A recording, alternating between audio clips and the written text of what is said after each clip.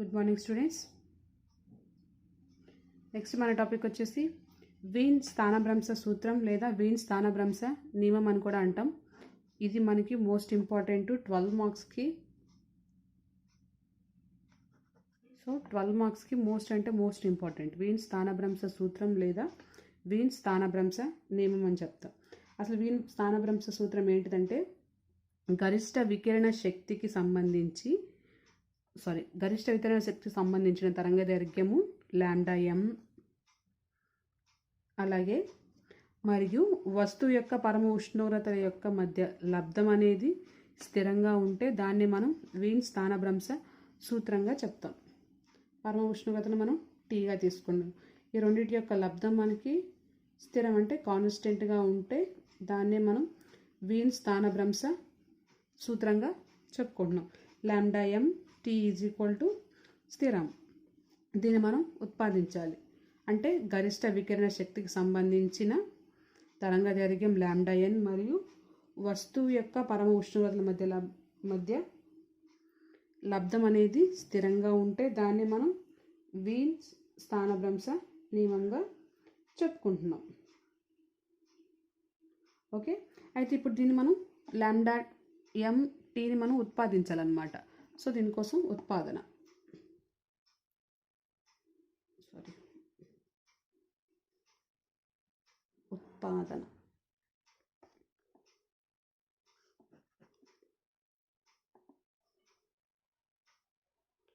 ఇప్పుడు ఏం చేస్తామంటే ఒక లోహపు బోలుగోళంగా తీసుకున్నాం.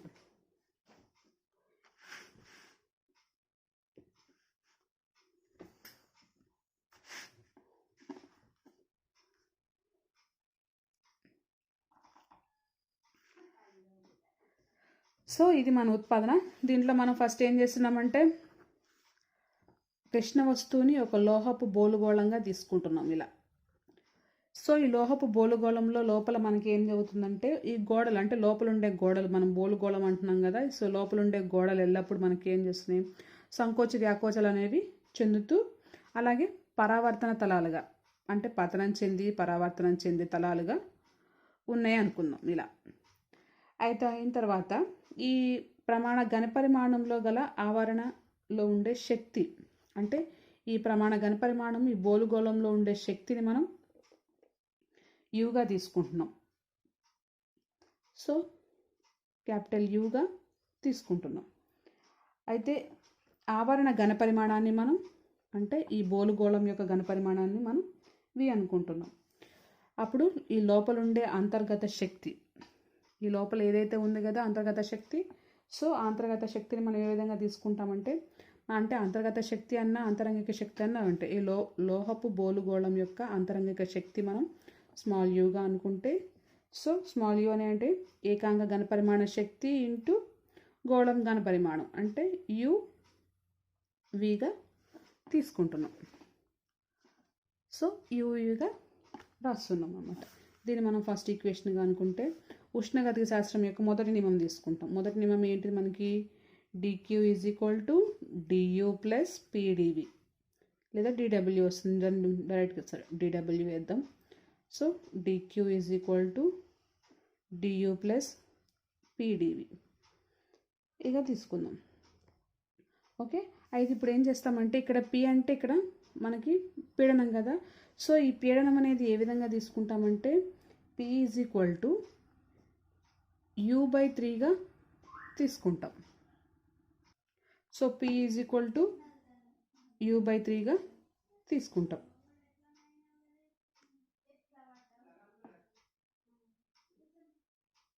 సో ఇప్పుడు ఏం చేస్తామంటే ఈ యూని అలాగే p వాల్యూస్ని మనం ప్రతిక్షేపించుకుంటాం ఈ సమీకరణంలో.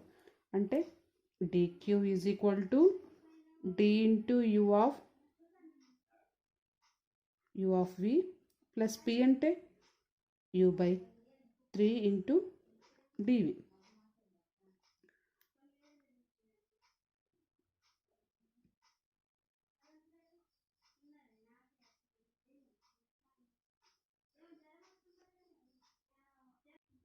సో వాటిలో మనం ప్రతిక్షేపించుకున్నాం. సో మనకి ఇప్పుడు మనం వీని స్థానభ్రంశం అనేది స్థిరోష్ణక ప్రక్రియ ద్వారా జరుగుతుంది కాబట్టి స్థిరోష్ణక ప్రక్రియలో మనకి dq అనేది 0 అనమాట. సో dq 0 కాబట్టి మనం 0 ప్రతిక్షేపించుకుంటే d of uv plus u/3 into dv is equal to 0. Okay, so ఇది v అనమాట, రెండు సేమ్ అవుతున్నాయి చూసుకోండి. సో ఇలా రాస్తున్నాను. ఇప్పుడు దీన్ని మనం u ఇంటూ v రూపంలో పెడతాం.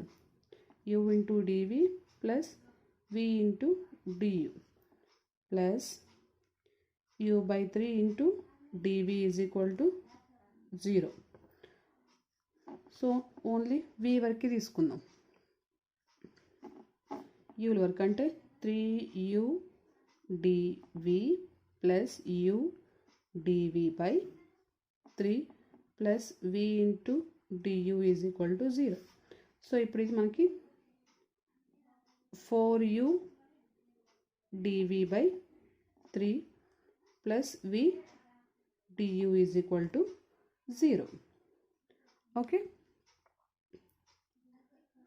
అయితే ఇప్పుడు ఏం చేస్తామంటే ఈ సమీకరణం అంటే ఈ పై సమీకరణాన్ని యూవీతో భాగించుగా అంటే యూవీతో మనం భాగిద్దాం. సో పై సమీకరణాన్ని యూవీతో భాగించగా, సో భాగించామనుకో 4/3 into u dv by uv plus v du by uv is equal to 0. vv అలాగే uu క్యాన్సిల్.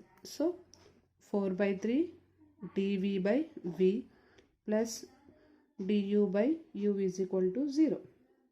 ఓకే, సో ఇప్పుడు దీన్ని మనం అవకలనం చేస్తాం, ఇంటిగ్రేషన్ చేస్తాం అనమాట. సమాకలనం చేసామనుకో, సో సమాకలనం చేస్తే ఏమొస్తుంది 4/3 integral of dv by v plus integral of du by u is equal to 0. So 4/3 1/కి v integral మనకి log v plus log u is equal to 0. So ఇవి ఇరువైపులా కాన్స్టెంట్ కాబట్టి ఇప్పుడు మనకి కాన్స్టెంట్ అవుతుంది అనమాట. ఇది మన ఇరువైపులా తీసుకుంటున్నాం కాబట్టి కాన్స్టెంట్ అవుతుంది. సో ఇప్పుడు దీన్ని ముందుకు రాస్తాం. సో వీటి log v 4/3 plus log u is equal to constant. So log a plus log b అంటే లాగ్ abగా రాస్తాం కదా. Log a plus log b అంటే మనం లాగ్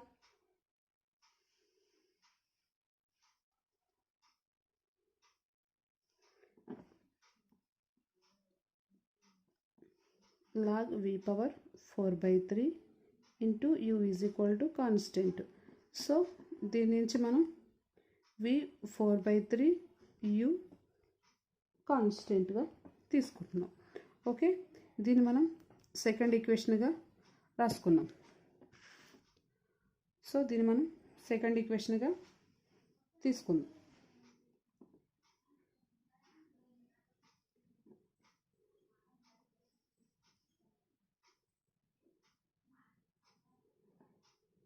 అయితే ఇప్పుడు దీని నుంచి మనం స్టీఫెన్ స్థిరాంకం ఉంటుంది, అంటే స్టీఫెన్ సూత్రం ఉంటుంది, అది మీకు నెక్స్ట్ వస్తుంది. సో స్టీఫెన్ సూత్రం ఏంటిదంటే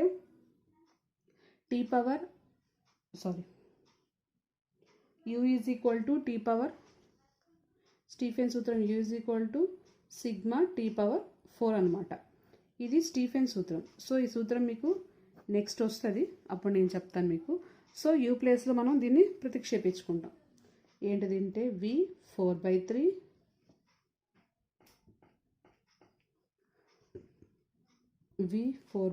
అరే నా పెన్ v 4/3 u ప్లస్ లేదు కాబట్టి మనం sigma t power 4 is equal to constant. So v 4/3 t power 4 is equal to constant అనమాట. సో దీన్ని మనం థర్డ్ ఈక్వేషన్గా తీసుకున్నాం. అయితే ఇప్పుడు ఏమంటున్నాం, కృష్ణ వస్తువుని మనం ఒక బోలుగోళంగా తీసుకున్నప్పుడు ఆ బోలుగోళం లోపల మనకి ఏమవుతున్నాయి అంటాం, ఆ గోడలన్నీ లోపల గోడలలో మనకి ఎల్లప్పుడూ సంకోచ వ్యాకోచాలను జరిగి పరావర్తన తలాలుగా ఏర్పడుతున్నాయి అని చెప్తాం. సో ఆ సంకోచ వ్యాకోచాలు జరిగినప్పుడు ఆ పరావర్తన తలాలు అనేవి ఏ విధంగా ఉన్నాయి అనేది మనం చూద్దాం ఇప్పుడు. సో ఆ సంకోచ వ్యాకోచాలు అనేవి ఏ విధంగా ఉన్నాయో ఒక ఫిగర్ ద్వారా మనం చూద్దాం.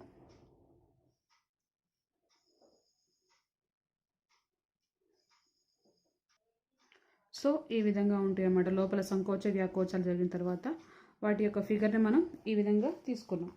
సో మనం అన్నాం కదా, బోలుగోళం లోపల వికిరణాల్లో మనకి తరంగాల శక్తి అనేది మార్పు సంభవిస్తుందని, ఫలితంగా మనకి తరంగ దైర్ఘ్యంలో మార్పు అనేది వస్తుంది. ఇప్పుడు మనం ఈ పటంలో చూపించినట్టుగానే లాంబ్డా తరంగ దైర్ఘ్యం కలిగిన ఒక కాంతి అంటే కాంతి తరంగం అనేది ఓఏ అను కిరణం S1 తలం మీద పతనం చెంది అది ఏసీగా పరావర్తనం చెందుతుందన్నమాట. తర్వాత టీ కాలం తర్వాత అది మళ్ళీ S2 తలం మీద పతనం చెంది అంటే ఓబీగా పతనం చెంది బీడీగా పరావర్తనం అనేది చెందుతుంది. ఇక్కడ అందుకనే ఇక్కడ రాశాను వి అంటే ఇక్కడ వేగం, ఆ తరంగం యొక్క వేగం, అలాగే టీ కాలం తర్వాత అన్నాం కాబట్టి వీటి. సో ఇక్కడ కూడా ఇది వీటి. అయితే దీని తర్వాత మళ్ళీ మనం ఇప్పుడు ఏం చేస్తామంటే తరంగంలో ఉండే తరంగ దైర్ఘ్యంలో మార్పు మనం తీసుకుంటాం. సో ఆ మార్పుని మనం ఏమంటున్నామంటే డి లాంబ్డాగా తీసుకుంటున్నాం. సో డి లాంబ్డా అనుకున్నాం అనుకోండి ఆ మార్పుని మనం. సో ఆ డి లాంబ్డా ఎలా తీసుకుంటామంటే D lambda is equal to AB plus BN, అంటే ఏబి ప్లస్ బి. మనం దీన్ని ఒక త్రిభుజాకారంగా తీసుకున్నప్పుడు, ట్రయాంగిల్గా తీసుకున్నప్పుడు దాన్ని మార్పు, ఈ తరంగాగ్రంలో ఉండే మార్పు మనం ఏబి ప్లస్ బిఎన్గా తీసుకుంటున్నాం. సో ఈ మొత్తం మనకి A-N అవుతుంది. ఓకే, సో దీని నుంచి D lambda is equal to A.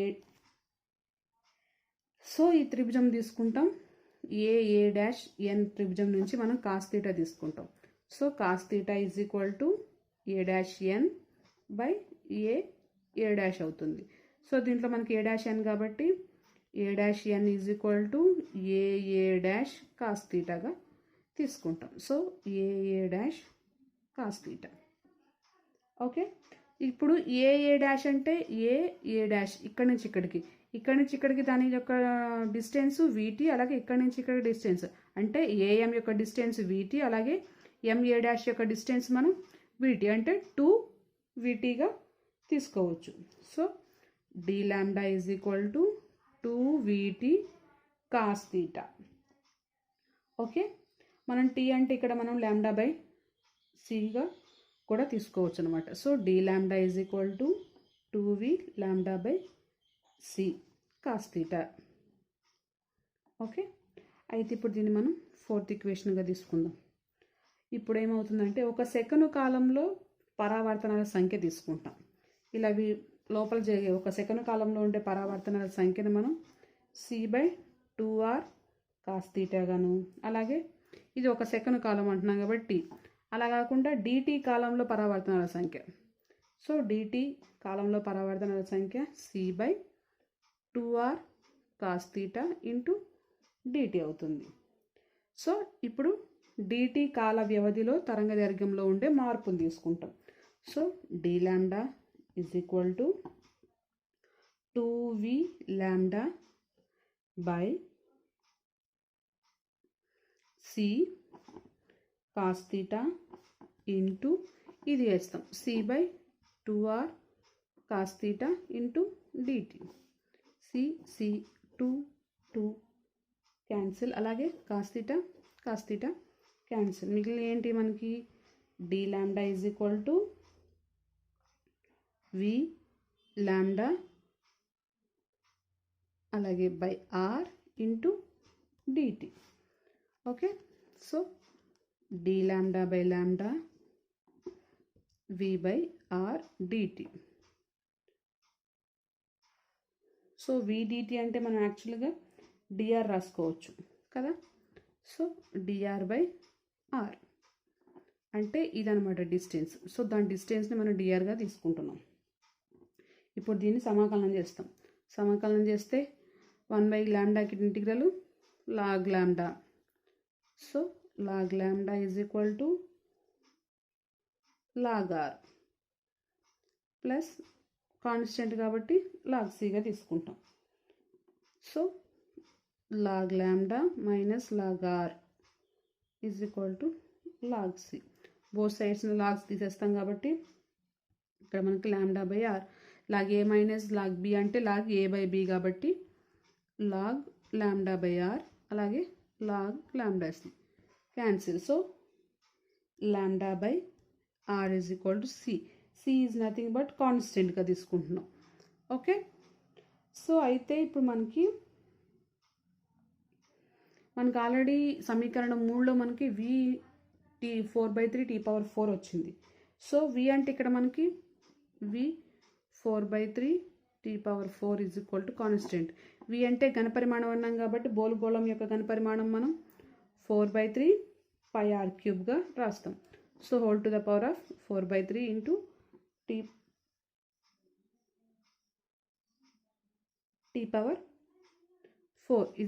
Constant tt. అలాగే 4ని మనం అటు సైడ్ తీసుకోపోతే ఏమవుతుంది మనకి మొత్తాన్ని తీసేస్తే RT కాన్స్టెంట్. ఓకే. సో ఈ రెండింటిని మనం ఈక్వల్ చేసామంటే అంటే ఈ రెండింటిని సమానంగా చేసుకుంటే మనకి λ/r into RT constant. So RR cancel అయితే మనకి λT constant is nothing but λm. So λm t constant అనమాట. సో ఇది వీన్స్ స్థానభ్రంశ నియమం. ఇది మనకి మోస్ట్ ఇంపార్టెంట్ 12 మార్క్స్కి. ఒకవేళ మీకు అర్థం కాలేదు అని అంటే మళ్ళీ నాకు మెసేజ్ చేస్తే నేను మళ్ళీ ఎక్స్ప్లెయిన్ చేస్తాను మీకు. ఓకేనా. 12 మార్క్స్కి మోస్ట్ అంటే మోస్ట్ ఇంపార్టెంట్. Thank you.